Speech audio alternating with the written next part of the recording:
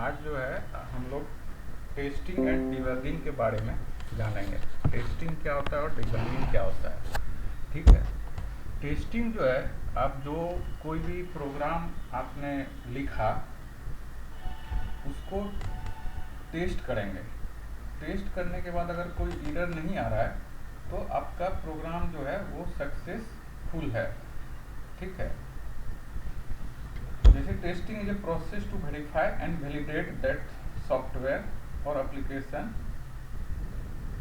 Is bug free और not. मतलब कि आपको जो कस्टमर ने या यूजर ने आपको जो दिया था कि हमको इस तरह का प्रोग्राम या एप्लीकेशन डिजाइन करना है, उसके अनुसार वैलिडेट या वेरीफाई हो रहा है कि नहीं।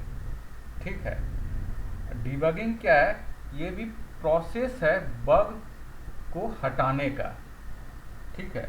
Debugging is the process to fix a bug. मतलब बग जो भी एरर है आपको उसको फिक्स करना है, मतलब सही करना है। It can define as a identifier analysing and removing error. पहले आइडेंटिफाई करना है, एनालाइज करना है, उसके बाद रिमूव करना है कि ये एरर कैसे रिमूव होगा। ठीक है। It is considered to be an extremely complex and tedious task because error need to be resolved at all stage of debugging। मतलब कि आप जो प्रोग्राम लिखेंगे उसके हर एक स्टेज पे मतलब डिबग करना होगा, एरर को सही करना होगा। मान लीजिए कि कोई, आप एग्जांपल लेते हैं, जैसे कि कोई प्रोग्राम लिखा आपने, जैसे कि आपने लिखा कि मल्टीप्लाई ऑफ 10 नंबर्स। ठीक है। और उसमें कोई एक डाटा टाइप जो है वो फ्लोट टाइप ले लिए हैं आपने। ठीक है। अब जितना बार आप इसको ये कीजिएगा, मल्टीप्लाई कीजिएगा, मान लीजिए दो नंबर एक साथ मल्टीप्लाई कर रहे हैं, तो क्या होगा, जहाँ जहाँ वो डाटा आपका आएगा फ्लोट टाइप, वहाँ पे एरर आएगा। तो हर एक स्टेज पे इसको डिबग करना होगा और ये आपका मैनुअली करना पड़ता है, इसका कोई ऑटोमेटिक प्रोसेस नहीं है। ठीक है। डिबगिंग का कोई ऑटोमेटिक प्रोसेस नहीं है, मैनुअली आपको हर एक स्टेज पे जाके इसको सॉल्व करना होगा। ठीक है। नेक्स्ट, जैसे देखिए कुछ डिफरेंसेस हम लोग ने टेस्टिंग एंड डिबगिंग का हाईलाइट किया है। Testing is the process to find bug and error. मतलब टेस्टिंग प्रोसेस है, मतलब आपके प्रोग्राम में एरर है या बग है कि नहीं। ठीक है। Debugging is the process correct, जो भी आपका एरर फाइंड हुआ है उसको करेक्ट करना है। ठीक है। Understand.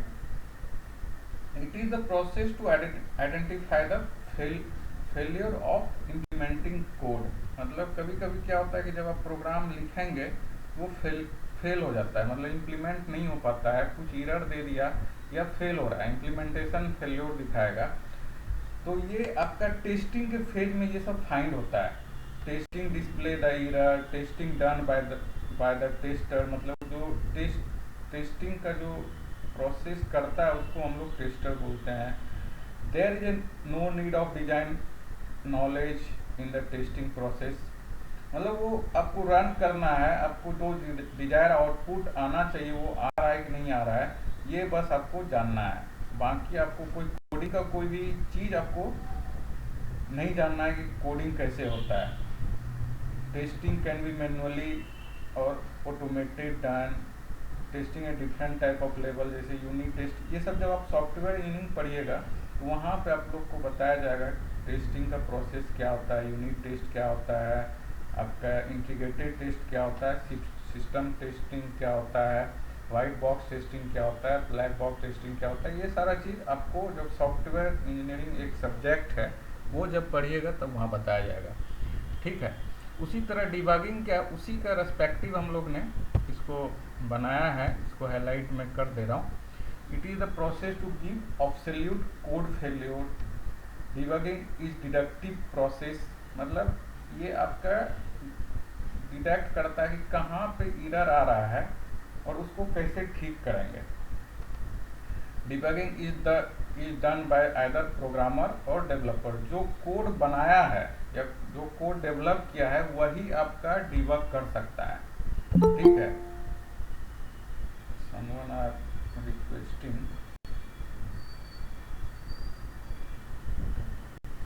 Debugging is done by आपका debugging is done by either programmer और टेस्टर, ठीक है।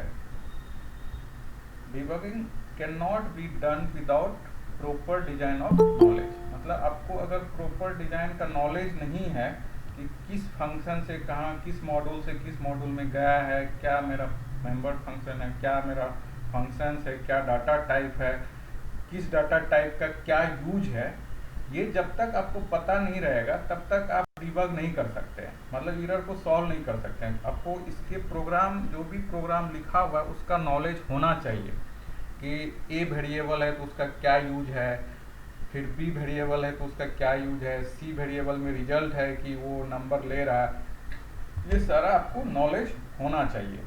और इस नॉलेज को हम लोग डिजाइन करने के लिए, जैसे ही आप कोड डिजाइन कीजिएगा तो ये सारा नॉलेज को पहले हम लोग डॉक्यूमेंटेड कर देते हैं, मतलब कि किस फंक्शन का क्या यूज है, कौन सा डाटा टाइप किस लिए हम लोग यूज कर रहे हैं, सारा प्रोसेस हम लोग पहले ही कोड तैयार करने के बाद, या जब हम लोग कोड को डिलीवर करेंगे उससे पहले डॉक्यूमेंट तैयार कर देते हैं।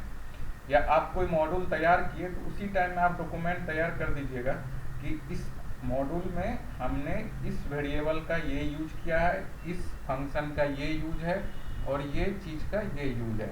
उससे क्या होगा कि जब आप दूसरे को दीजिएगा अपना मॉड्यूल तो वो आपका डॉक्यूमेंटेशन पढ़ के समझ जाएगा, अच्छा ये वेरिएबल का ये यूज है, तो वो उसको इंक्लूड करने में या इंटीग्रेट करने में दूसरे मॉड्यूल के साथ उसको आसानी होगी। तो उसके लिए हम लोग डॉक्यूमेंटेशन या फॉर्मेटिंग पढ़ेंगे। इसके बाद जो स्लाइड है उसमें हम लोग डॉक्यूमेंटेशन किस तरह से बनाते हैं, फॉर्मेट क्या होता है, ये सारा चीज़ पढ़ेंगे हम लोग, ठीक है। तो ये सारा चीज़ हम लोग प्रोग्राम करने से पहले ही आपको तैयार मतलब करना होगा।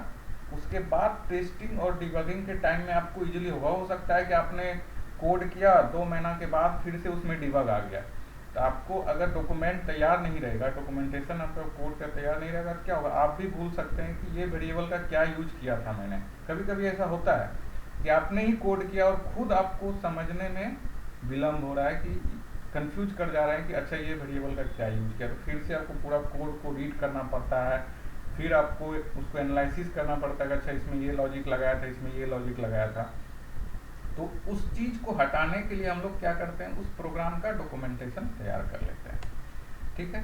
Debugging is always manual, it can not B automated, मतलब आपको जो भी एरर आया है उसको मैनुअली फाइंड करके उसको सही करना होगा, ठीक है। While debugging process seeks to match symptoms with the cause, मतलब जो भी सिम्टम्स आ रहा है उसके कॉज को देखना होगा, क्यों एरर आ रहा है, ठीक है। ये सारा प्रोसेस जो था हमारा डिबगिंग और टेस्टिंग के ऊपर था, कि आपने जो भी कोड किया है उसको वैलिडेट करना है और वेरीफाई करना है। इस प्रोसेस को क्या बोलेंगे हम लोग, टेस्टिंग, ठीक है। जो भी मेरा बग या एरर आया उसको हम अगर फिक्स कर दें तो उस प्रोसेस को क्या बोलेंगे, डीबगिंग, ठीक है। अंडरस्टैंड, सबको समझ में आ रही है ये चीज?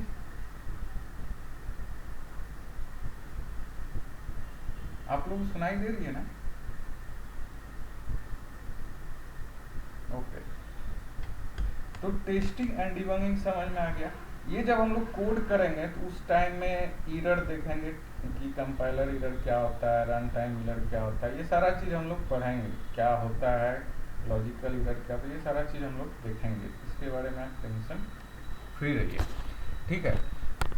सो डिबगिंग एंड टेस्टिंग का हम लोग ने ये सारा चीज़ देखा है कि इसको मैनुअली करते हैं, इसको मैनुअली नहीं करते हैं, ये सारा थोड़ा बहुत हम हाईलाइट किए हैं। टेस्टिंग और डिबगिंग क्या होता है एक्चुअली, ये सारा चीज़ जो है आपका जब सॉफ्टवेयर इंजीनियरिंग या सॉफ्टवेयर डेवलप कीजिएगा तब ये सबका ज़्यादा ज़रूरी पड़ेगा कि क्या होना चाहिए life cycle, software development life cycle में क्या सब प्रोसेस करते हैं हम लोग। लेकिन अभी जो है आप लोग जो कोड सीखिएगा या कोड कीजिएगा, छोटा छोटा सा कोड रहेगा 10 लाइन 15 लाइन का, उसमें इतना ज़्यादा ज़रूरत नहीं है। लेकिन ये प्रोसेस आपको शुरू से फॉलो करना है कि आपको किस तरह से प्रोग्राम का फॉर्मेट क्या होना चाहिए, ठीक है। ये नहीं कि मेन से स्टार्ट किए और उसको जैसे सीरियली लिखना है वैसे लिख दिए। उसमें थोड़ा सा फॉर्मेटिंग होना चाहिए, कि इंडेंटेशन होना चाहिए, कि ब्लॉक आपको पता चलना चाहिए, अच्छा यहाँ से स्टार्ट हुआ एक ब्लॉक, यहाँ पे ख़त्म हुआ, यहाँ पे इफ ब्लॉक स्टार्ट हो रहा है, यहाँ पे एल्स ब्लॉक स्टार्ट हो रहा है, एल्स ब्लॉक के अंदर फिर से मान लीजिए इफ ब्लॉक है। तो ये सारा प्रोसेस एकदम दिखना चाहिए आपको सिस्टम में, कि कोई देखे तो आपको पता चले कि अच्छा ये ब्लॉक यहाँ से। उससे क्या होगा, आप लोग को एरर फाइंड करने में सहूलियत होगा, कि जल्दी से आपको एरर पता चल जाएगा, अच्छा यहाँ पे सेमी कॉलन छूट गया इस कारण से एरर आ रहा है, यहाँ पे आपका ब्लॉक बंद नहीं किए इसलिए एरर आ रहा है।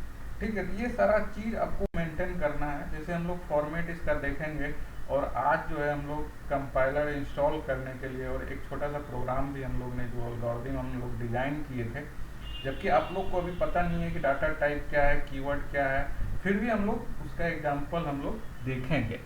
ठीक है, उसके बाद जो नेक्स्ट क्लास होगा उसमें हम लोग डाटा टाइप, कीवर्ड, ये सारा चीज़ के बारे में पढ़ेंगे। आपका हेडर फाइल क्या होता है, ठीक है, ये सारा चीज़ हम लोग देखेंगे।